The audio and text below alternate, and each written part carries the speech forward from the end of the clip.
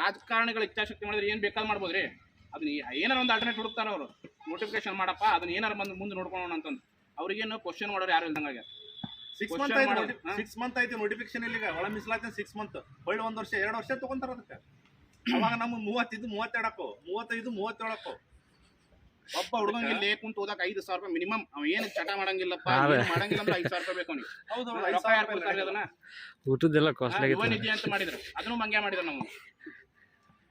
ಬೇಡ ಬೇಡ, ಸಣ್ಣ ಮಟ್ಟಕ್ಕಲ್ಲ ಇದು, ದೊಡ್ಡ ಮಟ್ಟಕ್ಕೆ ಹೋಗೋವಷ್ಟು ನಾವು ಪ್ರಿಲಿಮಿನರಿ ಮೀಟಿಂಗ್ ಮಾಡಿದ್ದೇವೆ.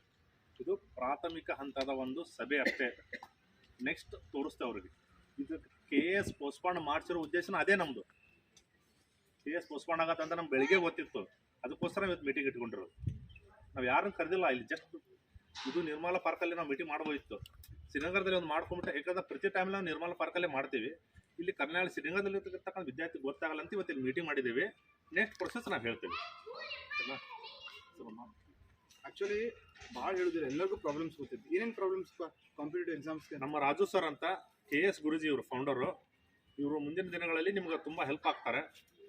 ನಾನು ಕೆಲವೊಂದಿಷ್ಟು ಹೇಳ್ಬಿಡ್ತೀನಿ, ನಿಮಗೂ ಗೊತ್ತು, ನಮಗೂ ಗೊತ್ತು, ನಮ್ಮ ಪೇರೆಂಟ್ಸ್ಗೂ ಗೊತ್ತಿತ್ತು. ನಮ್ಮ ಪೇರೆಂಟ್ಸ್ ಇನ್ಫ್ಯಾಕ್ಟ್ ಎಷ್ಟೋ ಜನ ನಿಮ್ಗೆ PUC ಮಟ್ಟ ಡಿಗ್ರಿ ಮಟ್ಟ ಎಷ್ಟರ ಖರ್ಚಾಗಲಿ ಓದಿಸ್ತೀನಿ ಅಂತಾರೆ. ಡಿಗ್ರಿ ಆದ್ಮೇಲೆ ರೊಕ್ಕ ಕೊಟ್ಟು ನಾವು ಕಾಂಪಿಟೇಟಿವ್ ಎಕ್ಸಾಮ್ ಗೊತ್ತಿಲ್ಲ ಅಂದ್ರೆ ಯಾವ್ದಾರ ಮನೆಗೆ ಬಿಡ್ತಾರ? 1 ವರ್ಷ ಬಿಡ್ತಾರೆ, 2 ವರ್ಷ ಬಿಡ್ತಾರೆ. ಆಮೇಲೆ ತಂಗಿ ಮದ್ವಿ, ಅಕ್ಕನ ಮದ್ವಿ, ಆಮೇಲೆ ತಂದೆ ತಾಯಿಗೆ ಆರಾಮಿಲ್ಲ, ವಯಸ್ಸಾಯಿತು, ದುಡಿಗೆ, ಬರೀ ಇಂಥವು ಬರ್ತಾವೆ. ಯಾಕಂದ್ರೆ ಸ್ವತಃ ನಮ್ಮ ಪೇರೆಂಟ್ಸ್ಗೂ ನಂಬಿಕೆ ಇಲ್ಲ. ಪಾರದರ್ಶಕವಾಗಿ ಟ್ರಾನ್ಸ್ಪರೆಂಟ್ ಆಗಿ ನಿಯತ್ತಾಗಿ ಓದಿದ್ರು ಆಗ್ತಾರೆ ಇಲ್ಲ ಗೊತ್ತಿಲ್ಲ ಅವ್ರಿಗೆ. ಯಾಕೆ ಹೇಳ್ರಿ? ಫಸ್ಟ್ ಆಫ್ ಆಲ್ ಕರಪ್ಷನ್ ಇದೆ. ಇಲ್ಲ ಅಂತಾರೆ ಯಾರು, ಇಲ್ಲ ಅಂತಾರೆ ಒಬ್ರಾಗ.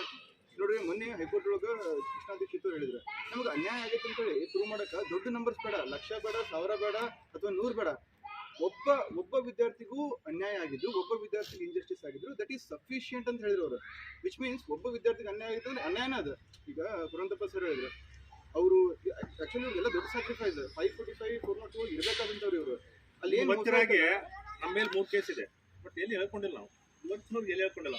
1 ಮಂತ್ PSA ಪೋಸ್ಟ್ಪೋನ್ ಮಾಡ್ಸ್ಕೊಂಡ್ ಬಂದ್ವಿ, ನಮ್ನ ಅರೆಸ್ಟ್ ಮಾಡಿದ್ರು, ಬಟ್ ಎಲ್ಲಿ ಹೇಳ್ಕೊಂಡಿಲ್ಲ ನಾವು. ಹೇಳ್ಕೊಳೋ ಅವಶ್ಯಕತೆ ಇಲ್ಲ, ಓದೈತೆ ಅದು ಹೇಳ್ಕೊಂಡ್ರಂತಂದ. ಯಾಕಂದ್ರೆ ನೋವು ಆಗತ್ತ. ಮನೇಲಿ ಗೊತ್ತಾದ್ರೆ ಏನು ಮಾಡಿ ನಾನೇನು ನಮ್ಮ ತಿಂಡಿಗೆ ಮಾಡಿದ್ವಿ, ಮತ್ತೆ ಮನೇಲಿ ಗೊತ್ತಾದ್ರೆ ಕೇಸ್ ಬೀಳತ್ತಂತಂದ ಎಲ್ಲಿ ಹೇಳ್ಕೊಂಡು. ಇನ್ನೂ 2 ಕೇಸ್ ತಕ್ಷಣ ಇನ್ನೂ 1 ಕೇಸ್ ಇದೆ ನಮ್ಮ ಮೇಲೆ. ಎಷ್ಟು ತರಿಸ್ಕೊತೇವೆ ನಾವು, ಅದೆಲ್ಲ ಗೊತ್ತು. ಎಷ್ಟು ಥ್ಯಾಂಕ್ಫುಲ್ ಇರ್ಬೇಕು ಗೊತ್ತಾ ನಾವು. ನಮ್ಮ ಪಾಲಿಟಿ ಕಾನ್ಸ್ಟಿಟ್ಯೂಷನ್ ಗೊತ್ತಿರಲ್ಲ, ಏನಂತ ಪ್ರೆಜರ್ ಗ್ರೂಪ್ಸ್ ಅಂತೇಳಿ. ಎಲ್ಲಿ ಮಠ ಡೆಮೋಕ್ರಸಿ ಒಳಗೆ ಪ್ರಜಾಪ್ರಭುತ್ವ, ಪ್ರೆಜರ್ ಗ್ರೂಪ್, ರಾಜಕಾರಣಿಗಳು ಎಲ್ಲರೂ ರಾಜಕಾರಣಿಗಳು ಅಷ್ಟೇ. KPSC ಕೂಡ ಬಾಡಿ ಇರ್ಬೋದು, ಬಟ್ ಹಂಗಂತ ಹೇಳ್ಬಿಟ್ಟು ಪ್ರಶ್ನೆ ಇಲ್ಲ ಅಲ್ಲ. ಪ್ರಶ್ನೆ ಮಾಡೋದು ಬೇಕು. ನಾನು ಒಬ್ಬನೇ ಪ್ರಶ್ನೆ ಮಾಡಿದ್ರೆ, ನೀವು ಒಬ್ಬರೇ ಪ್ರಶ್ನೆ ಮಾಡಿದ್ರೆ, ರೂಮ್ ಒಳಗೆ ಕುತ್ಕೊಂಡು ಒಂದೊಂದು ನಾನು ಒಬ್ಬನೇ ಟ್ವೀಟ್ ಮಾಡಿದ್ರೆ ಏನಾಗುತ್ತಾ? ಬಟ್ ಇಮ್ಯಾಜಿನ್ ಮಾಡ್ರಿ, 50 ಜನ ನಾವು ಇಲ್ಲೇ ನಿಂತೀವಿ, ಹೋಗಲ್ಲೇ ಸರ್ಕಾರ ನಿಂತ್ಕೊಂಡು ಶ್ರೀನಗರ ಸರ್ಕಲ್ ಒಳಗೆ ಒಂದು ಪೊಲೀಸ್ ಜೀಪ್ ಬರುತ್ತೆ. ಯಾಕೆ ನಿಂತಿರಪ್ಪ ಅಂತ ಹೇಳಿದ್ರೆ, that is the power of pressure group. ಹಂಗಾಗಿ ಒಂದು ಸಂಘಟನೆ ನಮ್ಮ ಪರವಾಗಿ ಕೆಲಸ ಮಾಡಾಕ್ತಿದ್ದ ಮೇಲೆ ಅಟ್ಲೀಸ್ಟ್ ನಮ್ಮ ಕೈಲಾದ ಸಹಾಯ ಮಾಡಲೇಬೇಕು.